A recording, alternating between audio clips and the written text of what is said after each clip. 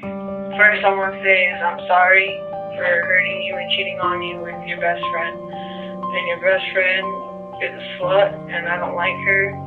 She's gross, and I can give a fuck less. This video is like an apology to you. And the girl I'm talking about is Tawnee. And I'm trying to get...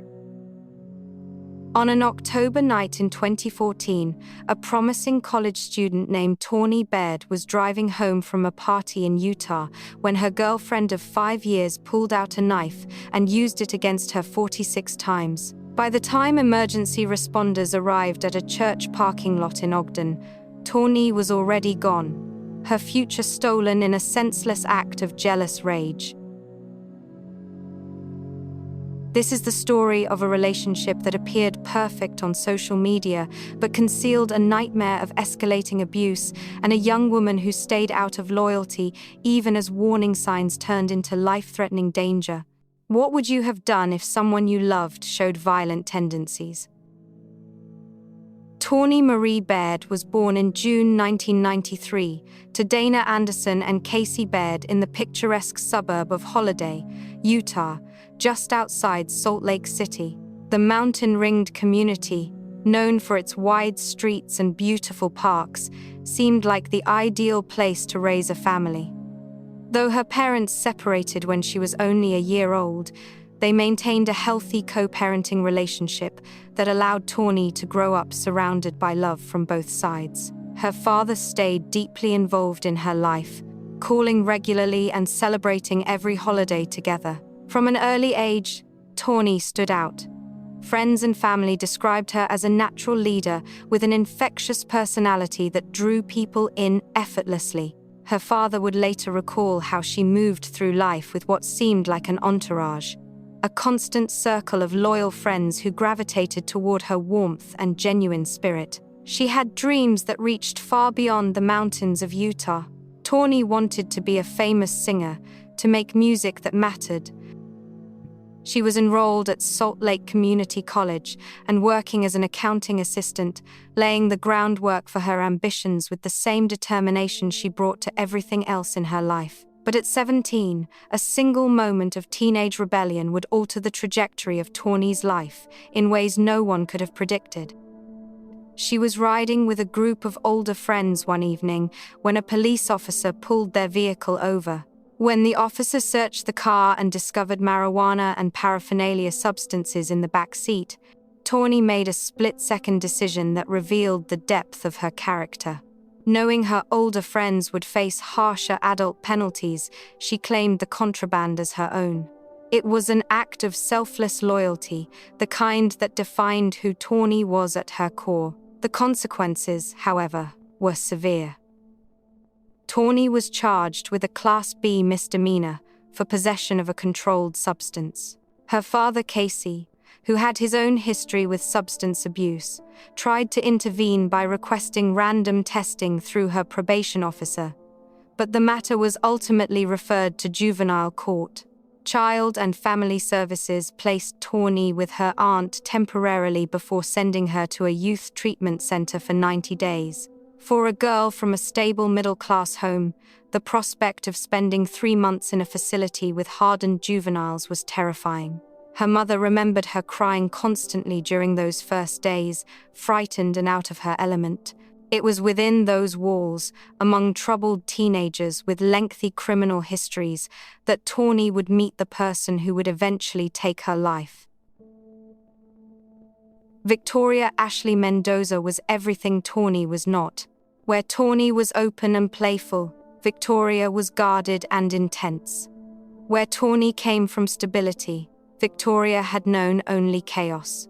Born to Mexican immigrants, Victoria had endured a childhood marked by poverty and tragedy. When she was just 10 years old, her father took his own life, leaving the family emotionally shattered and financially devastated. Her mother and Victoria moved into a cramped one-bedroom apartment in Ogden, a city with a reputation for crime and gang activity. Money was scarce, hope even more so. The loss of her father seemed to fundamentally change Victoria. She started running away from home, skipping school, getting into fights, and carrying knives. In the 2 years before meeting Tawnee, she had accumulated 12 bench warrants and 8 contempt charges. Her juvenile record was extensive, marking her as one of the facility's more troubled residents. Yet Victoria possessed something that drew others to her, particularly vulnerable teenagers like Tawnee. She was street smart, confident in a way that felt protective, and she carried herself with an edge of danger that felt exciting rather than threatening. For Tawnee, still reeling from the shock of her arrest and scared in unfamiliar surroundings, Victoria represented security. She knew how to navigate the social hierarchies of the detention system, how to stay safe, how to survive. They were opposites in nearly every way, but they shared one crucial thing: a deep love for music. Both girls wrote lyrics and songs, using creativity as an escape from their circumstances. That common ground became the foundation of something that quickly grew beyond friendship. Tawnee's next visit from her mother brought surprising news.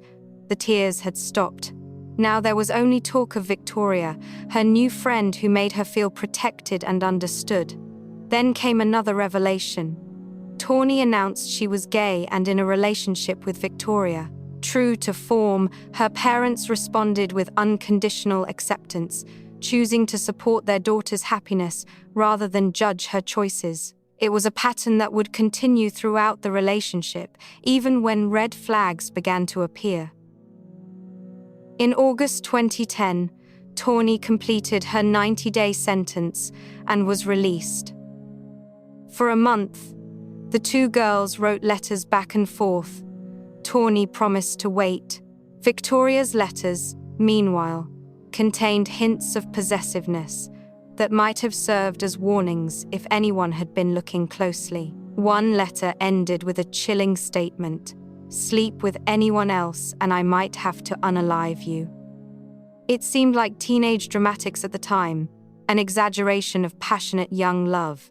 No one recognized it as a genuine threat. When Victoria was released the following month, Tawnee and her father Casey drove to the facility to pick her up. But instead of going to see her own ailing mother in Ogden, Victoria went straight to Tawnee's house. Her mother, she insisted, could wait. Casey felt uneasy from the moment he saw Victoria. She was nothing like the friends Tawnee usually surrounded herself with. Something about her set off warning bells in his mind, a father's instinct that told him this relationship might be trouble. But he also believed in respecting his daughter's choices and supporting whoever she chose to love. He swallowed his concerns and welcomed Victoria into their lives. Tawnee's friends shared Casey's initial surprise. Victoria seemed rough around the edges, someone from a completely different world than the one Tawnee inhabited. But they saw how connected the two girls were, how they seemed to operate on the same wavelength despite their differences. Social media painted a picture of young love in full bloom: two beautiful girls attending parties, taking selfies, posting declarations of devotion. To the outside world, they looked happy. To those paying close attention, however, cracks were already beginning to show. The early signs of trouble in Tawnee and Victoria's relationship were subtle at first, easy to dismiss as normal couples' quarrels. But Casey Baird noticed something that bothered him from the very beginning: jealousy. Victoria's jealousy wasn't the occasional twinge of insecurity that most people experience in relationships. It was constant, intense, and increasingly irrational. Tawnee, by nature, was affectionate with everyone around her: friends, family, even casual acquaintances. She was playful and warm, traits that had always been part of her charm. But to Victoria, every smile Tawnee gave someone else felt like a betrayal. Male friends became particular targets of Victoria's suspicion. If a boy sent Tawnee an innocent text message suggesting they meet up for coffee, Victoria would erupt in accusations. She questioned motives, demanded explanations, turned friendly interactions into evidence of infidelity. What should have been simple nights out with friends became exercises in damage control, with Victoria's mood capable of ruining any gathering at a moment's notice. Some of Tawnee's friends began to drift away, unwilling to deal with the drama that inevitably followed whenever the couple appeared together. Tawnee's closest friend Lacey made a different choice. Rather than lose Tawnee entirely, she decided to befriend Victoria as well. But even Lacey, in her attempts to maintain peace, recognized that Victoria was someone you didn't want to anger. Her temper was short, her reactions disproportionate to whatever had triggered them. Lacey would later describe the unease she felt around Victoria, the sense that something explosive lurked just beneath the surface. In June 2012, 2 years into their relationship, Victoria's mother passed away from the cancer that had been slowly claiming her life. Tawnee's parents were there in the apartment, supporting Victoria through her mother's final moments. Casey and Dana had grown to care for Victoria despite their reservations, seeing her as a troubled young woman who needed guidance and stability. When Victoria's mother died, leaving her with no parents and no job, the Bairds made a compassionate decision. They invited Victoria to move into their home for as long as she needed to. Casey would later say he had come to think of her almost as another daughter. For a while, having Victoria under the same roof seemed manageable. But the personality differences that had once seemed charmingly complementary now began to tear at the relationship's foundation. Victoria's jealousy intensified. She couldn't understand why Tawnee received so much attention from others, couldn't accept that Tawnee was naturally charismatic and that people gravitated toward her without any romantic intent. Victoria became increasingly possessive, resentful of any time Tawnee spent with others, convinced that every interaction was a threat to their relationship. The ultimate irony came when Victoria herself cheated on Tawnee, and with one of Tawnee's female friends, no less. It appeared to be a spiteful act of revenge, punishment for imagined slights. Tawnee finally had enough. She ended the relationship and meant it this time. She tried to move forward, to reclaim the independence she had been slowly losing. Victoria tried repeatedly to reach out, to apologize, to explain. When Tawnee refused to engage, Victoria made a desperate public gesture. She recorded a rambling video apology and posted it on YouTube for all their friends to see. I have a lot of things on my mind that I want to say, but I keep going blank because I know that I'm recording myself and I know that I'm doing, I know that I'm on video and stuff, but I'm going to just start from where I feel like I need to start and end where I need to end. First I want to say is I'm sorry for hurting you and cheating on you with your best friend. And your best friend is a slut and I don't like her. She's gross and I can give a fuck less. Alright? So, this video is like an apology to you. And the girl I'm talking about is Tawnee. And I'm trying to get her back to be with me so I can keep her again and for her to give me another chance.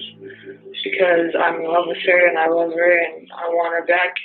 And I'll do anything I have to do to show her that I can be a better girlfriend. In the video, Victoria's language revealed much about how she truly viewed the relationship. She talked about getting Tawnee back, about keeping her again, about not letting her walk away free. The words painted a picture not of equal partnership but of ownership. She denigrated the friend she had cheated with, while somehow exempting herself from the same moral judgment.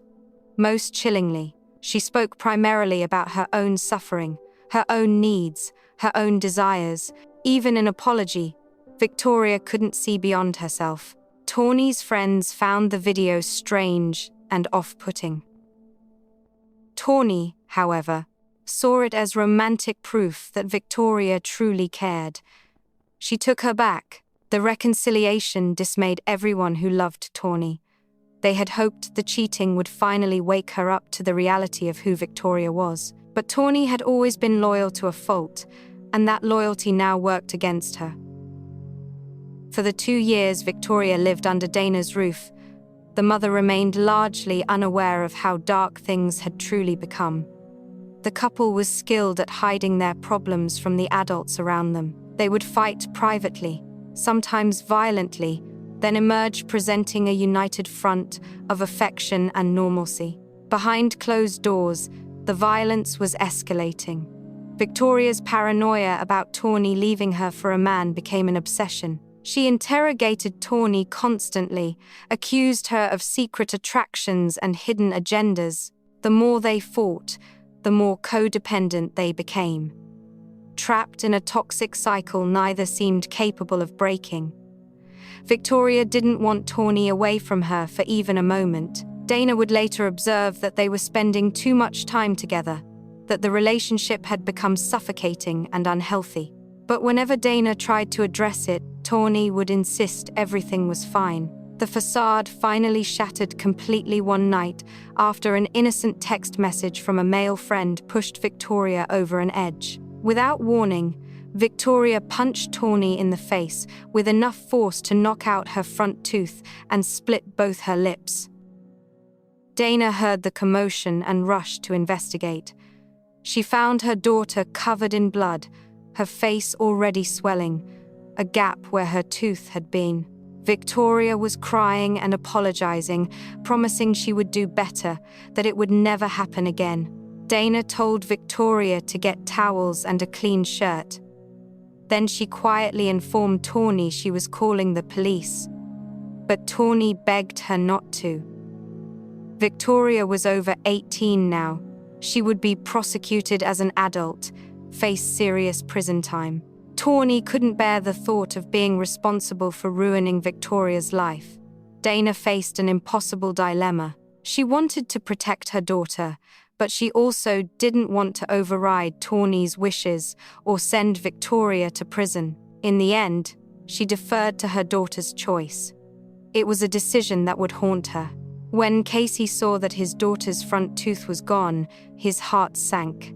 Victoria quickly offered an explanation. They had been attacked by a gang in Ogden. Tawnee backed up the story. They had already told the same lie to the doctor who examined Tawnee. Casey wanted to believe his daughter, but something felt wrong. He would later admit that he suspected the truth, but didn't push hard enough to uncover it.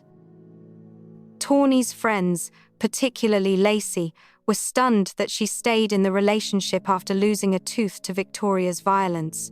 Surely this would be the breaking point, the moment Tawnee finally recognized the danger she was in.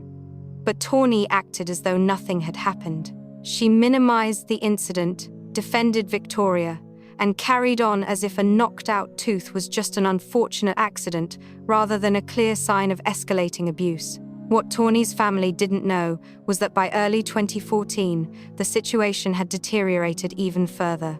Tawnee confided in her stepmother Becca that Victoria had made threats about what would happen if Tawnee tried to leave. She was living in fear, enduring the abuse because she believed resisting would lead to something even worse. She pretended to be happy, pretended to be in love, all while trapped in a nightmare she couldn't see a way out of. 99% of the domestic abuse was hidden from view. Tawnee became skilled at concealing bruises, at explaining away injuries, at maintaining the illusion that everything was fine. Dana could see that the relationship was profoundly unhealthy. Victoria's obsessive focus on Tawnee had become all-consuming. But Victoria had nowhere else to go, no job, no family to fall back on.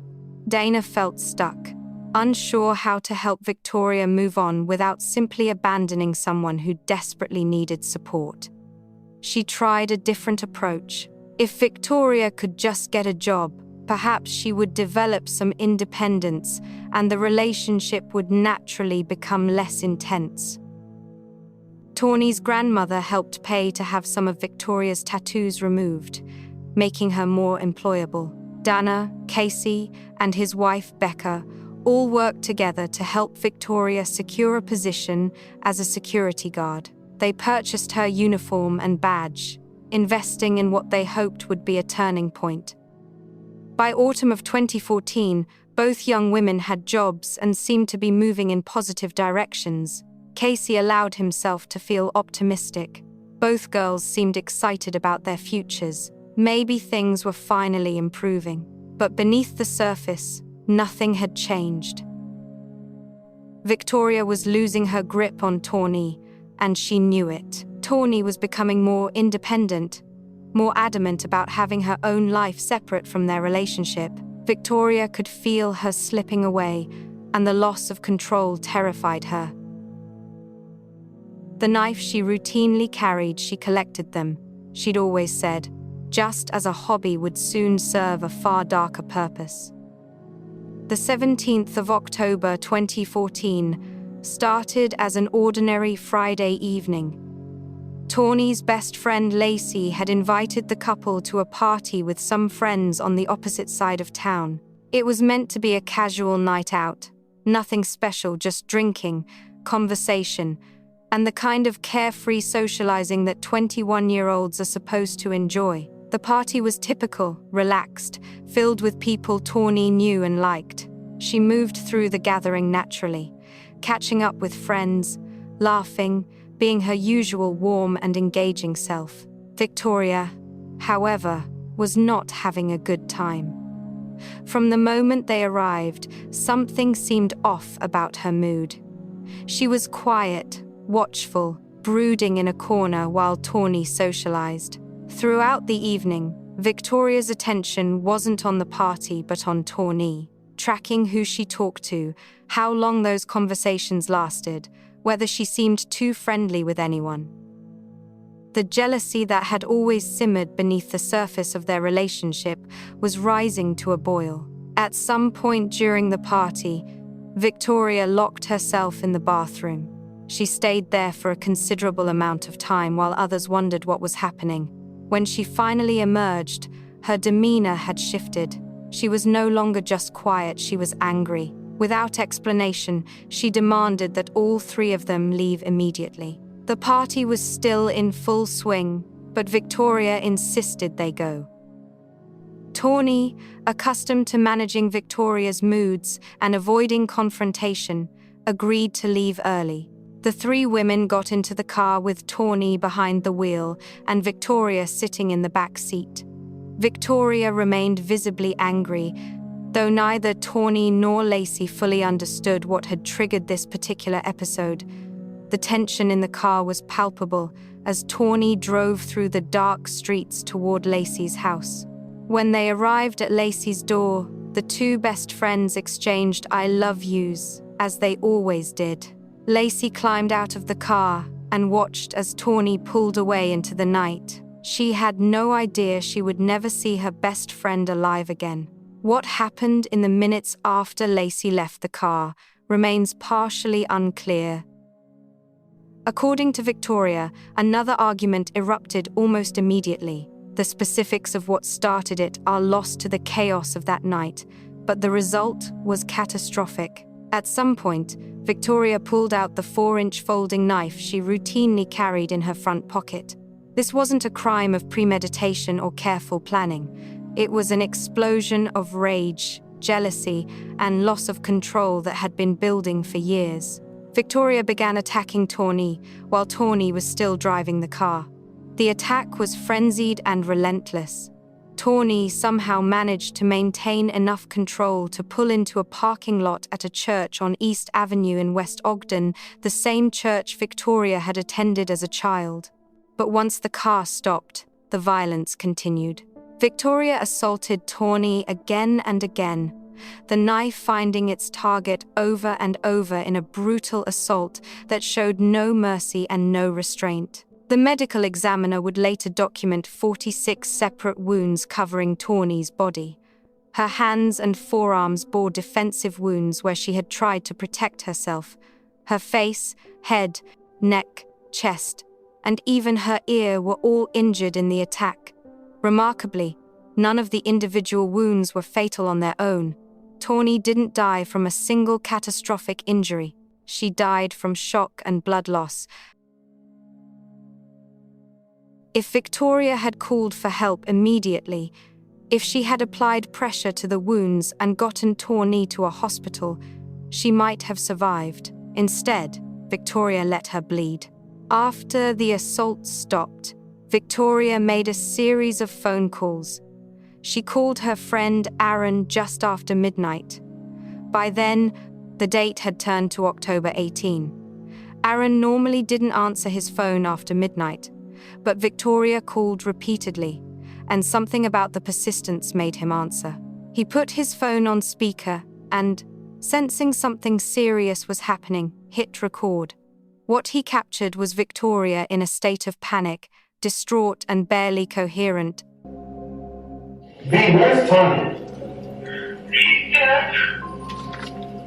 Yes, I actually killed someone. She was searching me to look out.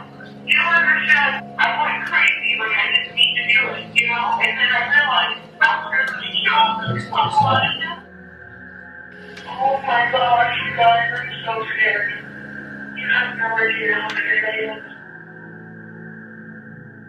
During these calls, Victoria never mentioned Tawnee by name until Aaron specifically asked where Tawnee was.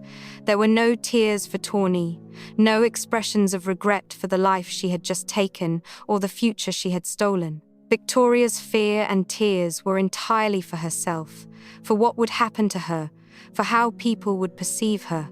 At one point, she acknowledged that Tawnee was still breathing. Aaron urged her desperately to take Tawnee to the hospital, to get her help before it was too late. Victoria's response was chilling. It was already too late, she said. Tawnee was dead. Victoria's greatest concern in that moment, as captured on Aaron's recording, was how people would judge her for what she had done. She asked Aaron to tell people not to hate her. She was going to jail for a long time, she acknowledged. But she wanted to manage her reputation, to control the narrative somehow, even in the immediate aftermath of murdering the person she claimed to love most in the world. Victoria's primary focus remained on herself. The investigation would later reveal additional disturbing details. After assaulting Tawnee, Victoria had pushed her body from the driver's seat over to the passenger side. A swipe of blood on the dashboard confirmed this movement. Victoria then continued driving for some distance before finally pulling into the church parking lot and making her calls. It wasn't one of Victoria's friends who ultimately called emergency services. It was a family member who Victoria had contacted, someone who then called dispatch to report the murder. For news. The family member was contacted by the suspect, and the family member in turn called 911. This 22-year-old woman in jail tonight, accused of stabbing her domestic partner to death during an argument. Good evening, everyone. Police say it happened early this morning as the couple was driving home to Salt Lake from Ogden. News specialist Sandra Yee has been talking to the victims' relatives and is live with our top story. Sandra. When police and emergency responders arrived at the scene around 1 a.m, they found a situation more horrific than they had anticipated. Tawnee was in the passenger seat, covered head to toe in blood, her body bearing the evidence of an absolutely savage attack. Victoria sat covered in blood herself, her hands and face marked by what she had done, visibly shaking. When questioned, she immediately admitted what had happened. She told police she had been driving on the freeway when they started fighting. She claimed Tawnee had slapped her and pulled her hair. According to Victoria, she became enraged, pulled off the interstate, and took out her knife. Victoria was arrested at the scene and charged with first-degree felony murder.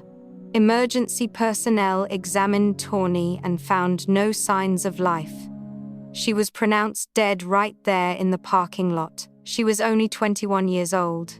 Her entire future, the music career she dreamed of, the life in California by the ocean, the decades of experiences and relationships she should have had, all of it was gone, stolen in a moment of uncontrolled rage by someone who claimed to love her. The investigation into Tawnee Baird's murder was, in many ways, straightforward from a legal standpoint. In the days following her arrest, investigators began piecing together the full context of what had happened. They spoke with Tawnee's family and learned for the first time just how extensive the domestic abuse had been. Casey Baird confronted the painful reality that 99% of what Victoria had done to his daughter had been hidden from him. Victoria's bail was initially set at $100,000, a relatively modest amount given the severity of the charges. However, prosecutors quickly moved to have bail revoked entirely. My client is a danger to the community. It's the supporters that seems to be of Mr. Baird on his Facebook page who are making threats to Miss Mendoza. Is that a consideration I should take into account? No, it's not. But the state, what's going on is the state says that Miss Mendoza is a risk to society or a danger to the community, when she's not. She's not the one who's making the threats against her. We're also concerned that she may be a danger to others, Your Honor. In this case, the defendant, Miss Baird, had gotten into an argument while they were traveling, looks like on I-15. The defendant stated that Baird had, quote, smacked her and pulled her hair, which caused the defendant to become enraged and to snap. The defendant then proceeded to draw her knife and stab Miss Baird in excess of 40 times. Your Honor, if a person can snap and violently attack and kill another person with such little provocation, with such disproportionate response, we're concerned that she could also snap or become enraged in the community. All right, thank you, counsel. Very well written briefs, well argued. I appreciate it. Thank you. They argued that Victoria posed a significant danger to the community and potentially to herself. The judge agreed and revoked bail completely, meaning Victoria would remain in custody throughout the legal proceedings. During one bail hearing, Victoria's defense attorney made an unusual argument that Victoria wasn't actually a threat to the public. The real danger, the attorney suggested, came from Tawnee's supporters on social media who were making threats against Victoria. The prosecution pushed back hard against this characterization. Deputy District Attorney Chris Allred presented the facts plainly. Initially, Victoria pleaded not guilty to first-degree charge.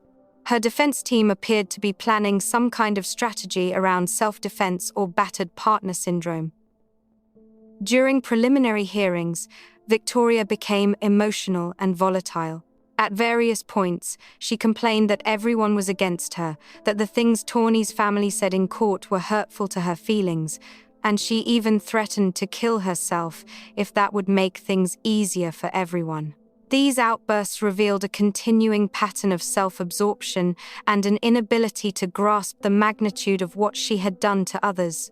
As the evidence mounted and the prosecution built an overwhelming case, Victoria's legal team reassessed their strategy. The facts were simply too damning. In November 2015, more than a year after Tawnee's death, Victoria changed her plea to guilty. She pleaded guilty as charged to first-degree felony murder. It was a pragmatic decision, an acknowledgement that going to trial would likely result in the same conviction, but with potentially harsher consequences. During her plea hearing, Victoria addressed the court briefly. I understand that they're hurt, and I'm hurt as well. I have no excuse for what I've done, That's the main reason why I pled guilty. I did knock out her tooth, but her family also covered it. I really have nothing to say. I'm the wrong, I'm the monster here, so. This is a case that is not a life without parole case up to the board when she gets out. A lot of things that could have been said, but the reality is no matter what happened, Ms. Mendoza took somebody's life and she's pled guilty to that, so we're prepared for formal sentencing now. My daughter, Tawny, had her whole life ahead of her. Tawny was a beautiful girl with lots of wonderful aura. When she walked into a room, you could feel the love and see the wonderful personality in Tawny. Tawny had a lot of dreams, like being an actress, being in the music industry, among a lot of others. Yet, even in these moments of supposed accountability, Observers noted how Victoria framed things in terms of how she was affected, how she was suffering, how hurtful the family's statements were to her. The sentencing hearing took place on the 10th of November 2015. It was an emotionally charged day in court, as Tawnee's family finally had an opportunity to address Victoria directly and to speak about the person they had lost. They described Tawnee as a loving young woman who lit up every room she entered, someone who loved animals and the outdoors, who had dreams and ambitions that would never be realized. Casey Baird and other family members begged Judge Joseph Bean to sentence Victoria to life in prison without the possibility of parole. They wanted her to spend the rest of her life behind bars, paying for what she had stolen from Tawnee and from all of them. Casey would later say he didn't want the death penalty. He wanted Victoria to suffer, to have decades to think about what she had done, to experience the slow death of hope, just as he was experiencing the slow death of his own spirit after losing his only daughter. But Judge Bean explained that his hands were tied by the law. Because the murder had not been classified as aggravated murder, which requires additional factors like premeditation, torture, or murder for hire, he could not impose a sentence of life without parole. The law required him to sentence Victoria to a minimum term before she would be eligible for parole consideration. The sentence he handed down was 16 years to life in the Utah State Prison. Victoria would serve a minimum of 16 years before the parole board would even consider releasing her. Casey Baird was devastated by the sentence. After the hearing, he expressed his frustration to reporters. He couldn't understand why stabbing someone 46 times and letting them bleed to death didn't qualify as aggravated murder. What could be more aggravated than that level of violence? But he also accepted the reality. The law was the law, and the judge had done what he was legally permitted to do. The family would have to take what justice they could get, and hope that the parole board would keep Victoria locked up for far longer than the minimum sentence. The Utah Board of Pardons and Parole conducted an administrative review to determine when Victoria would first be eligible for a parole hearing. In early 2016, they announced their decision. Victoria Mendoza would not be eligible to appear before the parole board until October 2039. That meant she would serve a minimum of nearly 24 years in prison before even having the opportunity to argue for her release. She would be in her mid-40s before she could plead her case, before she could try to convince anyone that she had changed or deserved a second chance. In 2020, something happened that shocked and enraged Tawnee's family. Victoria somehow managed to establish social media presence while incarcerated. She created accounts on TikTok and YouTube, platforms where she began posting content and building a following. She thanked her supporters and interacted with people who found her story compelling. For a woman serving time for brutally murdering her girlfriend, this was an astounding display of narcissism and inappropriate behavior. Casey Baird discovered Victoria's social media presence and was appalled. He watched videos where Victoria showed no remorse, acting instead like she thought she was some kind of internet celebrity or social media sensation. It was a violation not just of prison policies, but of basic human decency. Casey contacted media outlets and brought attention to what Victoria was doing. When reporters reached out to the Utah Department of Corrections, officials admitted they had been completely unaware of Victoria's online.